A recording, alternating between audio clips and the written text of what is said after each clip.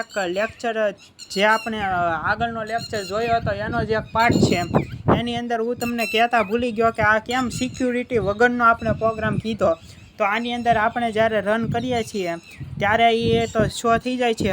હવે જો હું આની અંદર આપણે એસ ડોટ આપણો જે પર્સન્ટેજ છે એને હું ચેન્જ કરી નાખું તો આની વેલ્યુ ચેન્જ થઈ જશે. તો આની અંદર યુઝર જોવો આની અંદર જો ચેન્જ કરી નાખે તો આ વિધાઉટ સિક્યુરિટી વગરનો પ્રોગ્રામ કહેવાય. આને આપણે રન કરીએ અને જોઈએ કે આની વેલ્યુ શું રહી છે. પર્સન્ટેજની અંદર વેલ્યુ જે આપણે દઈએ છે એ રહી છે કે બાય ડિફોલ્ટ આપણે જે લખી છે એ રહી છે. એટલે તમને સિક્યુરિટી અને વગર સિક્યુરિટી શું કહેવાય એ તમને જોવા મળશે. જે આપણે પહેલો રોલ નંબર દક્ષ નામ લખી લીધું છે 78.90 પણ આપણે આઉટપુટની અંદર જોવો 1 દક્ષ અને 500 જોવા મળે છે. આપણે જ્યારે પર્સન્ટેજ 78.90 દીધા એની જગ્યાએ આપણે 500 દીધેલા છે. આવું કઈ રીતે જોવા મળ્યું? કારણ કે આપણે જોવો ઇન્ટ મેઇનની અંદર આવું દીધેલું છે.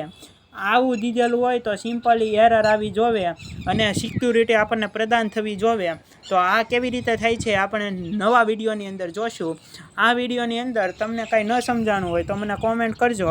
પણ આ સમજવા જેવું તો કાંઈ બેઝિક હતું નહીં, પણ આપણે તોય તો તમને ન સમજાય તો તમે મને પૂછી શકો.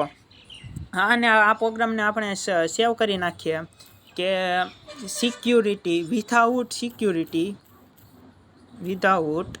સિક્યુરિટી સ્પેસ તો આપણે ન દઈ શકીએ, પણ આપણે આને કેપિટલની અંદર લખી શકીએ સિક્યોરિટી.cp.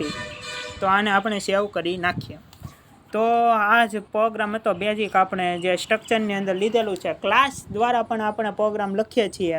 આપણે નવા વિડીયોની અંદર જ્યારે મળશું, જ્યારે તમને હું કાંઈક નવું શીખવાડીશ ત્યારે હું તમને કહીશ. સિક્યુરિટીવાળો પ્રોગ્રામ કેવો હોય છે એ આની અંદર સેજ એવો નાનો એવો ફરક કરશું જેની મદદથી તમને ખબર પડી જશે. તો આગળ નેક્સ્ટ વિડીયોમાં મળીએ.